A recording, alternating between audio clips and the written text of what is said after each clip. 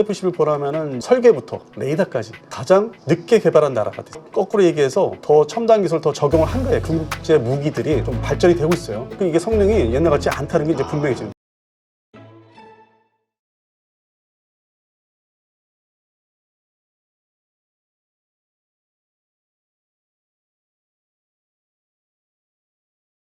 자, 아까 FA-50 이번에 네. 이제 개량형이 발주가 됐는데 네. 계약이 이제 체결이 됐는데 여기에 특징은 아무래도 A사 레이더 네. 이게 이제 장착이 됐다 말씀하셨거든요. 네. 네. 어떻습니까? A사 레이더가 도대체 어떤 장점이 있길래 이게 그렇게 우리가 특이하게 혹은 큰 어떤 의미를 둬야 되는가 역시 궁금해져요. 말씀하신 대로 핵심, 이번에 계약하는 핵심이 이제 블록 20에 A사 레이더 장착한 FA-50에 12대. 근데 이게 이제 특징이 말씀하신 대로 그 레이더가 스캔하는 모든 공간을 동시에 스캔했습니다. 그러니까 뭐 목표물 이렇게 보고 있는데 뭐 옆에 또 이제 위험 물체가 이제 비행 물체가 나타나면 그것도 동시에 이제 들여다보면서 감시하고 대응할 수 있는.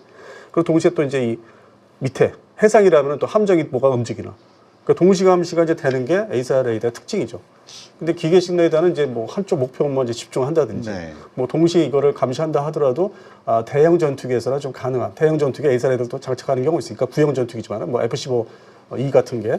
근데 요거는 이제 작은 경전투기에 아주 효율성 높은 현재로서는 이제 미국의 팬텀 스트라이크 레이더가 이제 장착될 가능성이 높은데 이게 작으면서도 이런 감시 능력이 아주 탁월한 거죠. 다만 이제 이게 좀 A사 레이더 종류도 여러 가지 많은데 이게 좀 작다 보니까 탐지 거리는 좀 한계는 있을 거예요. 네. 뭐 공식적으로 발표된 건 없는데 그럼에도 불구하고 이게 필리핀 공군 입장에서 상당히 획기적인. 굳이 F-16V라는 전투기를 그렇게 돈 많이 들여서 그다음에 금방 적응도 안 되는 걸 살 필요 없이 기존에 사용하고 있는 전투기에 신형 레이더 장착된 게 효율성이 높다 해서 발주를 이제 하는 건데 핵심은 역시 A사 레이더고 이렇게 이제 동시 감시 뭐 멀티로 감시가 되는 거고 그리고 가장 중요한 게 그 중국제 전투기가 전자 재밍을 걸면서 아니면 전자전기들이 이제 재밍을 걸면은 그 교란 대응을 이제 해야죠.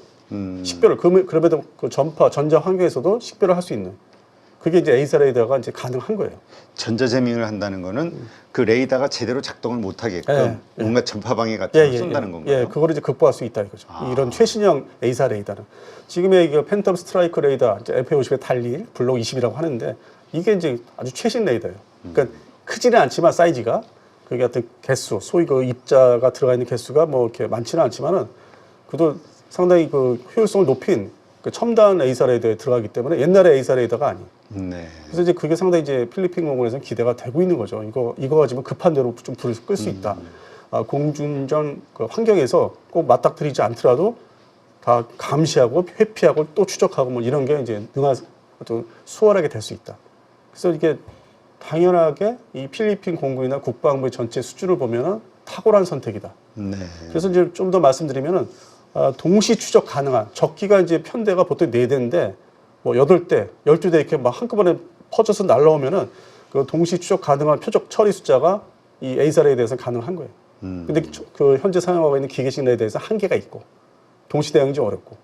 그래서 이 감시 능력이 A사 레이더가 이제 상당히 우월하다. 네. 그리고 탐지 거리가 실제 이제 어느 거리까지 볼 수 있나가 기존에 FA-50에 장착된 기계식 레이더보다 더 50%더 증가해, 더 멀리 보고. 그러고. 예. 진짜 이번에 보니까 이 공중전 개념 말씀을 좀 들어보니까 예. 멀리서 먼저 발견하고 미사일 쏴버리는 게 이기는 거라고. 그러니까 선빵 날리는 게. 레이더 탐지 거리, 확장 거리하고 전자전 재밍에서 견딜 수 있고. 그리고 이제 거기에 걸맞는 공동 미사일이 있어야 되고. 그리고 또 전자전기 지원도 있어야 되고 조기용보 통제기도 지원이 있어야 돼요. 이게 이제 진짜 이게 장비 싸움이네요. 근데 대한민국 공군은 이제 그 중에서 없는 게 전자전기는 아직 없어요. 전자전기 없어서 그거는 이제 올해부터 개발을 국산을 하겠다. 네. 근데 그게 이제 뭐 개발이 끝나서 양산 배치되고 하면은 2030년대 조금 늦었죠. 그러네요. 예. 근데 그 전자재밍인가요? 이거는 사거리가 어떻게 됩니까? 왜냐면 이게 이번에 그 인도 파키스탄 그 보니까 멀찌감치씩 떨어져 가지고 먼저 발견하고 쏘는 게 이기는 거잖아요. 근데 전자재밍을 한다는 거는 뭔가 자꾸 가까이 있을 때 사용할 수 있는 무기 같은 생각이 들어가지고. 상대방이 이제 뭐 레이더 탐지 거리가 보통 200km로 표준치가 200km 하면은 그 정도를 이제 커버를 할 수 있는. 그래요? 예. 그 현대 전투기들이 보통 그 대형 전투기, 지금 말씀드린 F-50은 경전투기 좀 작은 스몰 사이즈라면은 대형 전투기는 그 러시아제 수호이 30 같은 대형 전투기 그런 기준에 했을 때는 뭐 표준 그 탐지거리가 이제 200km 이상, 뭐 네. 300에서 400km 얘기도 하는데 그거는 좀 그냥 전파를 쐈을 때 돌아오는 그런 걸 기준으로 했을 때는 상당히 멀리 가는 것 같은데 200km는 이제 포착을 해서 내가 처리를 해야 되잖아요. 미사일 쏴서 다 이렇게 식별해가지고 그러니까 표준 평균 200km. 아, 그렇군요. 근데 이 에이사 레이더는 어느 나라에서 어떤 기업이 만드는 겁니까? 아 여러 나라요. 아, 이거는 뭐 어떤 그 하나의 그 형식을 얘기하는 거지 제조원은 다양한가 보죠. 그러니까 전투기를 이제 그렇게 개발할 수 있는 나라들은 다 만들고 있는. 아, 그럼 우리도 에이사 레이더는 네. 우리가 직접 네. 개발을 하고 있는 건가요? 이번에 이제 KF-21 때문에 개발 이제 막바지에 와 있죠. 아, 이제 완성 단계에 와 있죠. 그럼 실전 우리- 배치할 수 있는. 그럼 우리도 그러니까 뭐라 그럴까 레이더 이 기술력, 이 능력이 뛰어난다고 봐야 되는 겁니까? 그게 이제 뭐 K방산의 출발점하고 거의 비슷해요. 우리가 이제 필요성을 느꼈기 때문에 그 해외에 의존하면 한계가 있고 제한을 받기 때문에 그게 이제 딱 발제가 되고 해야 되겠다 해서 시작한 게 KF-21 보라매 전투기를 개발하기 시작하는 날부터 동시에. 아, 동시에. 예. 그걸 국산화 이제 한 거죠. 그리고 그 사이에 2000년대 이제 들어서면은 지금까지 그 사이에 기술 발전이 아주 급속도로 됩니다. 옛날 같이 뭐 이런 페이퍼, 종이로 설계하는 시대가 아니라 다 컴퓨터로 이제 캐드캠이라는 것도 항공기 설계하는데 쓰고. 그래서 그게 이제 그 기간을 좀 줄여졌죠. 우리가 이 진입을 할 수 있는 기간을 아주 첨단화된 기술들이 이제 다 우리가 가지고 있기 때문에. 네. 그리고 뭐 소재 기술도 발전돼 있고 해서 짧은 시간에 거의 10년 만에 이제 이거를 달성하게 된 거예요. 옛날 같으면 못해요. 네. 컴퓨터가 없던 시절에 생각하면. 그렇군요. 자, 이 KF-21에도 이 에이사 레이더가 들어간다고 제가 말씀을 네, 들었는데, 네. 그러니까 이거는 어쨌든 우리가 내세울 수 있는 최고 사양급의 어떤 그 무기, 체제, 시스템이라고 봐야 되는 거군요. 기준이 현재로서는 이제 스텔스 전투기는 아직 아니기 때문에 4.5세대의 첨단 전투기에 선봉에 섰다. 아, 4.5세대. 예, 그리고 전 세계적으로 이 4.5세대 전투기 중에서 설계부터 레이더까지 가장 늦게 개발한 나라가 됐어요. 아. 그 시기가. 그러면은 거꾸로 얘기해서 그만큼 더 첨단 기술 더 적용을 한 거예요. 그 안에서도. 아, 그러니까 스텔스는 아니지만은. 근데 또 외형은 스텔스 전투기를 착각하게 할 정도로 그렇게 또 디자인을 삼았던 거는 그 다음 단계 5세대 전투기를 가게 해서 외형을 이제 확정을 줘야 돼요. 왜냐면 그거를 안 하고 그냥 뭐 F-16이나 라팔처럼 둥글둥글하게 하면은 뜯어고칠 수가 없어요. 그러게요. 그 스텔스를 지향하려면 이 무기라든가 이런 것들이 전부 안쪽으로 들어가 있어야 된다고 발사체들이 들었는데. 근데 KF-11 보라면은 이제 처음에 설계할 때 사실은 내부 공간을 마련을 했습니다. 아, 그래요. 안에 이렇게 좀 빈 공간이 있어요. 그걸 염두에 두고 이제 엔진도 이렇게 배열을 하고 폭탄창이죠. 뭐 미사일 무장창인데 그걸 다 염두에 뒀고 근데 그걸 공개적으로 세계적으로 막 떠들면은 이제 미국이 견제를 합니다. 아니 F-35 그렇죠. 스텔스 전투기 지금 한참 막 동맹국에 팔고 있는데 옆에서 이렇게 시끄러운 소리 잡으면 된다고 생각하는 거죠. 근데 물론 이제 엔진은 미국제죠. KF-11도 FA-50처럼. 근데 좀 이렇게 개발 기간에 좀 조용히 있어라. 난 그 사이에 F-35 좀 많이 팔아서 치지 마라. 확정을 줘야 되고 그리고 어차피 내가 도와주고 있지 않냐 엔진 판매해서 그리고 중요한 그 소프트웨어 검증 이거는 우리 로키드 마틴 자국 내 로키드 마틴 회사의 엔지니어들이 사천에 파견이 돼서 선생님으로서 좀 봐주지 않냐 오류가 있으면은 그 결국 지원을 하는 건데 도와주고 있고 이게 어떤 동맹국으로서 전투기 역할을 이제 할 수 있는 건데 좀 이거 활동하는 F-35 활동하는 좀 조용히 있어라. 네. 그래서 이게 카 입장에서는 그거를 이제 받아들여서 홍보를 한다든지 행사할 때 슬그머니 이런 화면상에서 슬그머니 이렇게 영상을 보여준 적이 있어요. 2018년도에 내부 장창 이렇게 발사하는 걸 이게 열어서 그것도 사천 공장 내에 이제 무슨 행사가 있었어요. 그 당시 사장님이 그거를 이제 틀게 하고 그럼 저희 같은 걸 딱 봤죠. 결국 스텔스네. 지금은 아니지만은 그 여지를 앞으로 그 기회를 마련한 설계를 했구나. 네. 그러고 나서 또 이제 방위사업청이 어떤 그 세미나 때 관련 세미나 때 아예 그 책자에 한 페이지를 할애합니다. 내부 무장창이 있는 항공이다. 네. 그러니까 조용히 이제 아주 조용하게 홍보를 한 거예요. 그래서 우리는- 지금까지 이어졌는데 일반 언론에서는 그거를 접하지 않은 언론에서는 이제 그냥 막연하게 얘기하는 거예요. 5세대로 갈 것이다. 그러니까 뭐 자료를 보고 얘기해야 되는데 그 근접한 자료로. 그러니까 자료를 보면은 아예 설계 자체가 5세대를 향하는 스텔스를 향하는 거였다. 예. 그래서 뭐 저희 디펜스 타임즈에서는 칼라 페이지 낼 때 그거 이렇게 보여주게 사진을 이렇게 화면을 찍어서 보여주기도 했고, 그다음에 이제 방사청 세미나 자료는 이제 뭐 제가 다른데 뭐 이렇게 나갈 때 이게 보여주고 이제 그런 거 있죠. 그러니까 증거물이 다 있어요. 실제 해당되는 그 기관의 자료들은. 네, 알겠습니다. 자, 그렇다면 이 FA-50 A사 레이더가 장착된 이것은 필리핀 그 외에 또 어떤 나라들이 이 사갈까요? 근데 뭐 이스라엘 하면은 이제 그 다음 순서가 이집트 공군이 네. 최대 100대를 지금 도입할 생각을 하고 있다고 해요. 그 물량이 좀 많네요. 크네요. 네, 최대 최종 그 목표치가. 근데 이제 이집트 공군은 왜 그러냐면은 세 종류 주력 전투기를 이제 현재 운영을 하고 있습니다. 그 구형 전투기를 좀 그 사이 많이 버렸어요. 옛날 전투기들, 3세대 전투기들. 그다음에 그러니까 라팔, 뭐 미그 29. 그다음에 이제 숫자가 좀 많이 대량 보유하고 있는 게 이제 미국제 F-16. 네. 근데 그 F-16이 좀 시스템이 구형이에요. 자기들이 그 생각하는 만큼 성능을 갖고 있는 F-16이 아니에요. 그러니까 외형상으로는 F-16인데 암람 미사일이라고 하는 중거리 미사일을 운영할 수가 없다든지. 네. 그리고 이제 구형의 스페로 미사일이라고 있어요. 구형. 그건 운영이 되고. 근데 그 조치는 미국이 군사원조 판매를 하거나 군사원조 외상으로 뭐 주문할 때 이스라엘을 생각해서 이스라엘한테 덤비지는 마라. 근데 외형상으로 똑같은 전투기는 너희도 보유하는 거다. 심리적으로만 이제 채워주는 거예요. 그러나 성능은 완전히 다르지만. 네, 근데 대신 많이 가죠. 근데 그 규모를 많이 갔는데 내부 시스템은 먼저 선제 공격을 이스라엘 공군한테 하지 못하게. 그래서 암람 미사일을 운영을 못하는 걸 이제 주다 보니까 이 뭐 언밸런스한 거죠. 네. 그러니까 이제 이집트 공군도 이제 생각이 있고 욕심이 있으니까 그래서 대국이라고 이제 그 북아프리카 지역 중동에서 대국이라고 생각하는데 그렇죠. 그래서 그 불만을 이제 해소한 게 프랑스제 라팔 전투기를 이제 도입을 하게 된 거죠. 자, 그러면 이게 무슨 얘기냐면은 이 프랑스제 라팔이다 프랑스라는 나라가 이제 같은 서유럽 국가고 나토 국가지 않습니까? 네. 그 미국은 결국은 이제 저 프랑스제 전투기 사게 유도를 한 거죠. 그쪽 길로 이제 유도를 해버리고 가게 한 거죠.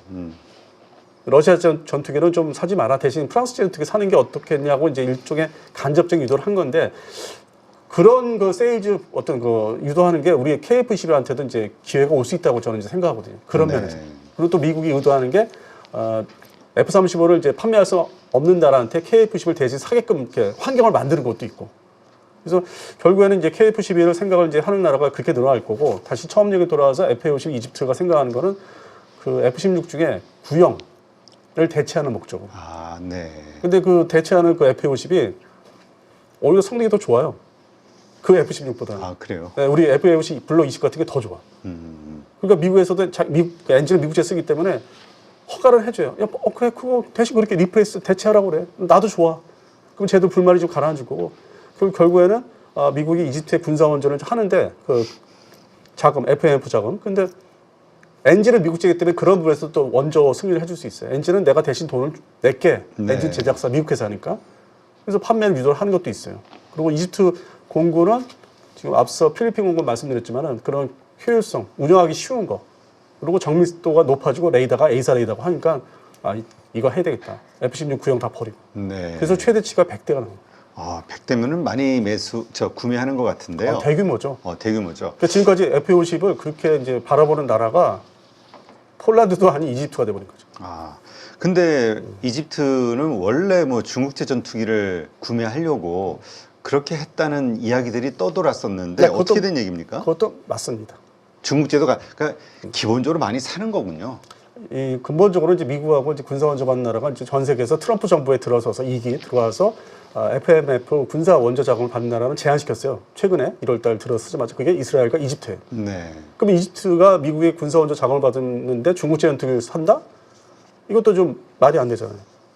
근데 이제 그게 투 트랙으로 하는 거예요. 하나는 미국의 입장에서는 F-50을 넣어가지고 그 구형 F-16과 알파제트라는 경 전투기를 또 대체하는 목적이 있고 그들의 어떤 입장을 대신해서 두 번째는 F-16 중에서 또 후기형이 있어요. 뭐 블록 40 이상. 그다음 미그 29도 있고. 근데 이런 거를 또 대체를 하는 거는 뭐 러시아제를 못 사니까 그 수출 제한 그게 이제 조약이 있기 때문에 그럼 대신 그래 중국제 너희들 중국제 써봤지 옛날에 J7 전투기라고 써봤는데 지금 퇴역시켰고 네. 써봤으니까 또 그건 또 나름대로 자기들이 사용하기 편하다 이거죠. 그 계통이. 그래서 그런 이제 일종의 비용적으로 이제 무기를 하는 거죠. 그리고 이스라엘 입장에서도 미국의 뭐 F-35나 더 고성능의 뭐 다른 전투기를 이제 도입하는 것보다는 중국제. 이거는 내가 적으로 생각할 수 있다. 그러니까 우리는 F-35 있어. 근데 JTC, 그거 있어봤자 우리 스텔스야. 그거 사라고 그래. 그러니까 미국도 그래 이거 너무 불만을 억누르면은 이게 안 되니까 관리 차원에서 그냥 그래 뭐 중국제 사. 근데 그게 주력이 될 수는 없죠. 네. 지금 그렇다면 지금 이집트 같은 경우는 또 이렇게 보면은 또 미국하고도 좀 좋은 관계잖아요. 사실 뭐 미국에서 많이 억제 지원을 하면서 지원을 하는 거죠. 네, 억제를 하는 거죠. 그럼에도 중국제 전투기를 이렇게 구매하려는 이유가 있을까요? 근본적으로 이스라엘하고 전쟁을 했었잖아요. 그래서 1973년도에 이제 전쟁 4차 중동전 해서 끝내고 캠프 데이비드 협정에 의해서 78년, 79년에 이제 협정에서 이제 평화롭게 지내는데 잠재적으로 서로의 관계가 언제 다시 또 돌아왔을지 모르잖아요. 근데 역사적으로 보면 중동 지역에서 이 이집트하고 이스라엘이 오랜 기간 이렇게 평화롭게 지내는 건 좀 신기하긴 해요. 근데 또 앞으로 봤을 때는 또 모르는 거잖아요. 그렇죠. 예. 이스라엘이 이제 하마스, 헤즈볼라, 이란까지 어느 정도 정리가 되면은 평화로운 시기가 계속 이어진다기보다는 이제 딴 데 이렇게 막 또 감시하고 다른 상황이 또 발생될 수 있고 그게 그렇죠. 이집트 쪽에서 북아프리카 쪽에서 변동이 될 수 있기 때문에 잠재적으로 이제 이스라엘을 견제를 하기 위해서 네. 그러니까 미국제도 아닌 미국제는 F-35 팔지도 않으니까 그러면 또 로우급 전투기는 우리 그 F-50으로 다 대체를 한다지만은 주력 일정 부분의 주력 전투기는 라팔과 함께 J-10C 수출 버전 2형 네. 두 개를 다 갖고 있어야 돼요. 더군다나 이번에 인도 파키스탄 보니까 야, 이 라팔 갖고는 안 되니까 중국제 우리도 사서 같이 갖고 있어. 그리고 비교를 해서 상황에 따라서 이걸 투입을 하자. 근데 J10인가요? 그것도 보니까 중국제 전투기도 이 가성비가 좋을 것 같다는 생각이 들어요. 좀 쌀 것 같다는 생각이. 일단 성능이 발전했죠. 근데 그 기점이 J-10C에 그 지금의 그 파키스탄이 지금 도입을 했다는 C 세 번째 버전. 근데 이자가 붙는 거는 수출 버전이라는 뜻이에요. 좀 다운그레이드. 그러니까 이때부터 성능이 서방제 전투기에 이제 거의 대등한 수준까지 올라온 거고 J-10C 그 C 이전에 뭐 A형이 있었는데 그거는 그렇지는 않았어요. 네. 그 뭐 우리나라 공군에서 볼 때 아이 저거 뭐 F-16 전투기와 비슷한 성능인데 저게 뭐 제대로 뭐 성능을 발휘하겠어. 특히 공대공 미사일이 이제 그러던 시절이 이제 뭐 몇 년 전에 있었어요. 그러다가 2016년부터 이 J-10C라는 개량형이 A4 레이더를 장착한 개량형이 등장하고 PL-15라는 공대공 장거리 공대공 미사일이 이제 결합이 되면서 이게 동북아시아에서도 이제 위협적인 존재가 제대로 된 4.5세대. 네.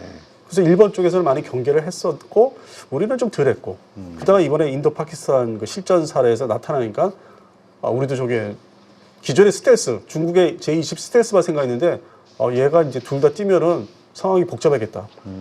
그래서 지금 많이 좀 긴장을 이제 하기 시작했죠. 대한민국 공군도. 네. 진짜 말씀하신 대로 인도 파키스탄 이번에 상당히 오랜만에 공중전을 한 것이다. 그래서 이 공중전과 관련해서 많이 소홀했구나. 미국서부터 다들 지금 뭐 돌아보는 시간을 가지고 있다는 얘기를 들었어요. 이게 현대전에 있어서 대규모 공중전이라고 하는 거는 그 이란, 이라크 공중전이 있었어요. 네. 그때가 이제 실제 150km 정도의 그 장거리 사정 거리에서 이란 공군이 이제 이라크 공군을 이제 제압했던 그 사례는 이제 그때 처음 있었고 좀 원거리. 그러고 나서 이제 걸프전 1991년 걸프전 때 이제 미국 주도로 해서 스페로 미사일 이제 이게 암남보다 좀 구형이 먼저 거예요. 이걸 가지고 이제 이라크 공군을 좀 제압을 한 게 있고 그리고 1999년 이제 유고슬라비아 그 연합이 다 붕괴 다 흩어지면서 코소보 전쟁이 있었죠. 거기서 또 미공군이 좀 그 암남 미사일을 처음 사용해서 이제 성과를 거둔 적이 있고 그로부터 2001년도에 오면은 이제 9.11 테러죠. 그때부터는 대테러 전쟁이에요. 네. 특수전 부대 중심의 전쟁. 지상전 중심에. 그래서 그게 한 20년 이어졌죠. 아프가니스탄 전쟁 포함해서. 그러다 보니까 뭐 말씀하신 대로 이렇다 할 공중전이 없었습니다. 네. 그럴 필요성도 없었고 상대방이 다 게릴라 쪽이었기 때문에 그 규모가. 그러다가 이제 잠깐 있었던 거는 2019년도에 인도 파키스탄에 공중전이 한 번 있었어요. 그때 소규모로. 예, 파키스탄의 F-16 전투기하고 인도 공군의 미그 21 개량형 한 대 격추. 이번에 160대 넘게 떴다면서요? 떠가지고 이쪽 70여 대 뭐 100, 대규모로 떠서 붙었는데 이제 알려진 거는 5대를 격추했다. 파키스탄 공군이 인도 공군 거를. 확인되는 거는 라팔 전투기는 확실하고 그다음에 S-30 그러니까 러시아제 SU-30하고 미그 19도 격추를 같이 했다. 네. 그래서 지금 뭐 그 이후로 정말 대규모 공중전을 볼 수 있고 장거리 미사일전. 요게 이제 이란, 이라크 공중전에 이어서 네. 사실상 이제 확실한 건 두 번째죠. 그렇죠. 그래서 이게 이제 시사하는 바가 큰 게 이란 이라크 공중전 때만 해도 80년대인데 80년부터 88년까지인데 이거는 좀 감춰지고 이렇게 보도가 안 되는 게 많았어요. 특히 그 당시 우리나라에서는 거기에 관심을 정보가 제대로 안 들어오니까 관심이 그렇게 없었어요. 네. 그러니까 유럽에서나 뭐 영국에서는 그쪽 근접한 나라에서는 관심도 없기 때문에 우리가 그 사례를 뭐 이렇게 교훈으로 삼아서 공군 전력을 뭐 장거리 공중전을 대비해야 되겠다 그 사실상 없었죠. 네. 그러니까 중거리 정도만 생각하고 한반도 중심이 또 짧다고 해서 근데 이번은 이제 일이 상당한 충격을 줬죠. 네. 이게 이제 북한 공군이 아닌 중국 공군이 그 해당되는 전투기에 다운그레이드형이 아닌 제대로 된 거 가지고 쐈을 경우에 그것도 스텔스가 아닌 J-10C가 쐈을 경우에 우리는 어떻게 막을 것인가. 이게 새로운 이제 과제로 등장한 거죠. 5월 7일 이후로. 그러니까 이제 이것 때문에 중국제 전투기를 포함한 무기에 대해서 상당히 생각보다 수준이 높네 이런 어떤 인식이 커지면서 다시 한번 보게 됐다고. 그러니까 그 시점이 이제 바로 한 2016년부터 시작이 된 거예요. 네. 그러니까 중국제 무기들이 전차를 포함해서 물론 뭐 어디 전차 경기대에 가서 뭐 그 캐터필러 갖다 흩어져서 뭐 망가졌다는지 그걸 비아냥되는 걸 많이들 이제 이 영상으로 공개를 했었는데 그 이후로 이제 전차도 뭐 99씩도 뭐 개량령을 다시 요즘에 만들겠다. 우크라이나 전쟁을 여파를 위해서 아주 개량령을 또 착수하겠다. 발표도 있었고 잠수함도 가면 갈수록 상당히 그 서방 측 유럽제 같은 그 성능으로 이제 좀 발전이 되고 있어요. 계속 좀 이렇게 하나씩 나오는데 그다음에 수상 전투함도 마찬가지고 자국산 뭐 이지스함이라 할 수 있는. 그래서 그게 이제 지금은 숫자가 많지 않은데 아마 2030년도 정도 가면은 숫자가 확 늘어나죠. 지금 지금 이게 성능이 옛날 같지 않다는 게 이제 분명해집니다. 하여튼 뭐 여러 가지 부분에서 엄청난 발전이 이루어지고 있다는 걸 인정해야겠네요. 네, 그것만은 분명합니다. 근데 그 J-10 이게 이제 중국의 현재 주력기라고 봐야 되잖아요. 네. 어떻습니까? 우리가 개발한 KF-21 그다음에 또 러시아의 그 관련된 그 비행기 이 성능을 좀 비교한다면 어떻게 우리가 이해해야 되죠? 일단은 이제 우크라이나 러시아 전쟁에서 다들 이제 보고 있듯이 러시아 공군은 생각보다 못한 종이 호랑이. 그리고 이제 이 중심되는 전력이 스텔스기가 아니다. 네. 그러니까 기존의 뭐 4세대 전투기 중심이다. 그리고 이제 레이더도 뭐 완전한 능동 A사 레이더가 아닌 폐사.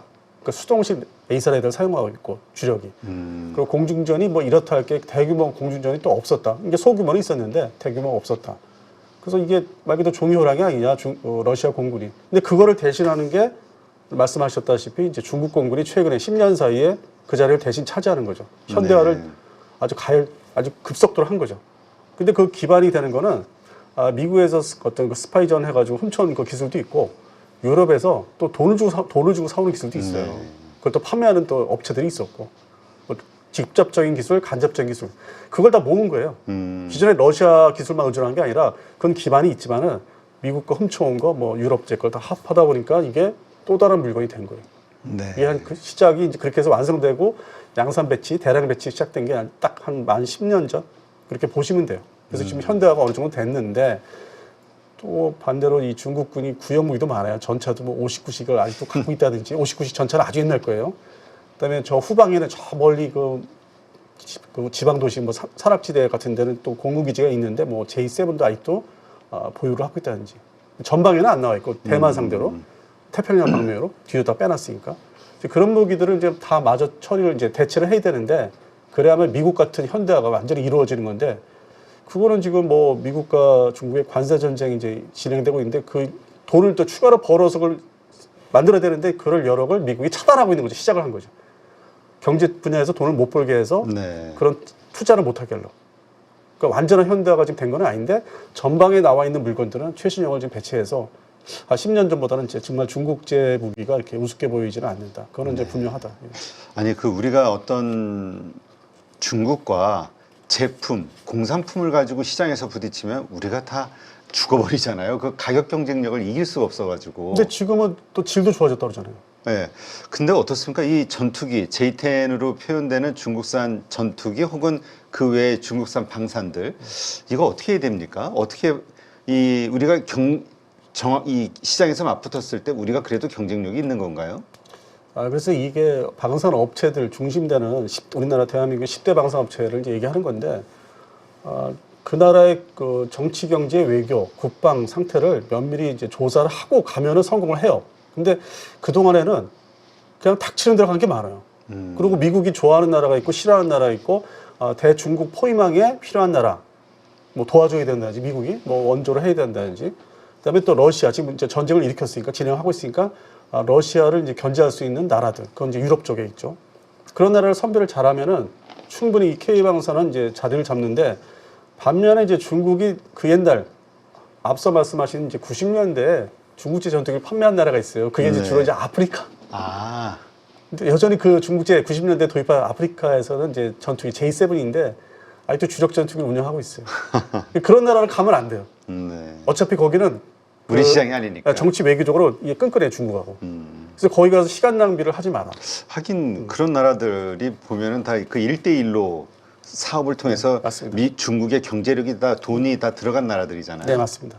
근데 거기서 이제 미국이 설득해서 돌리게 한 나라가 케냐. 케냐. 네, 근데 케냐도 이제 군사 원조를 뭐 그동안 받아온 것도 있는데 저는 이제 뭐 예전에 방송할 때 케냐도 우리 F-50 판매 대상으로 봐야 된다. 미국이 이제 다시 끌어들였으니까 그 중국의 1대1로를 좀 벗어나게 하고. 아, 그러니까 이것도 결국 뭐라 그럴까요? 그 2차 전지 아니면 무슨 뭐 반도체 이런 것처럼 미국 밸류 체인에 들어가 있는 나라들 대상으로 우리가 또 영업할 수밖에 없겠네요.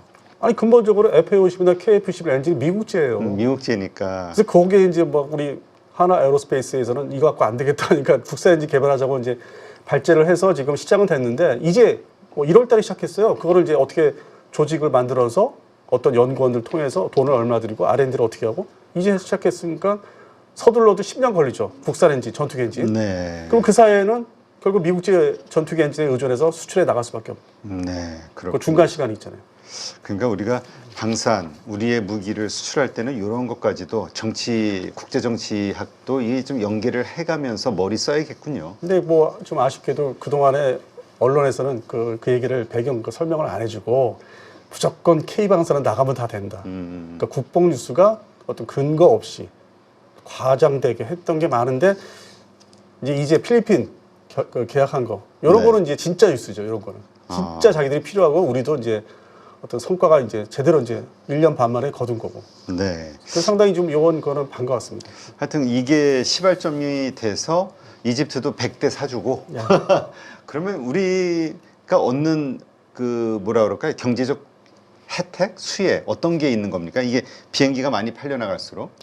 그동안에는 일반 경제 분야에서 수출해서 먹고 살았잖아요. 네. 근데 그 부분이 뭐 반도체도 뭐 자꾸 이제 그 미국에서 통제를 하고 하니까 자동차도 그렇고 그럼 그 빠지는 부분을 방사는 이제 진짜 필요해서 사가는 거잖아요. 그렇죠. 무기라는 거는. 생존을 위해서 하는 네, 거죠. 그래서 국가 경제 진짜 이게 한 축을 이제 담당하는 시대가 왔는데 제가 불과 10년 전만 해도 이 생각을 못 했어요. 이게 좀 암울하고 어두운 측면에 뭐 어둠에 뭐 상의들 해가지고 맞아요. 안 좋은 쪽으로 생각했었잖아요. 근데 이제 지금은 드러내놓고 국가 경제의 일부분 채울 수 있는 네. 고가를 채워줄 수 있는 수입. 그래서 이거는 정말 연구를 잘해서 나라 대상을 잘 찾아서 미국의 어떤 그것도 있고 후원도 있어야 되고 같이 얘기도 해서 같이 팔아야 되는 것도 있고 미국제 엔진 들어가니까. 그렇죠. 그래서 그런 측면에서는 면밀하게 이제 연구해서 접근하면 된다. 더 숫자는 늘어날 거고 뭐 유럽도 이제 그 중에 사이사이 나라 중에서 우리나라 무기를 사는 나라가 없지 않아 있을 거예요. 근데 지금은 이제 철저하게 방어하는 입장이고. 네. 그래서 그것도 뚫으려면은 좀 꾸준하게 노력을 하면 그래도 몇 개 나라는 또 우리 물건 사가지 않을까. 네. 알겠습니다. 하여튼 이 K방산 특히 이번에 FA50으로 시작된 이 전투기에 대한 어떤 새로운 어떤 그 소비자들이 자꾸 확산이 되면서 우리의 기술력, 그 다음에 우리가 점점 이쪽에서 어떤 레퍼런스를 쌓아가면서 세계 시장을 공략할 수 있는 그러한 K방산으로 성장하기를 정말 기대해야 되겠네요. 네. 알겠습니다. 이제까지 디펜스 타임즈 안승범 대표님 함께했고요. 오늘 좋은 인사이트 고맙습니다.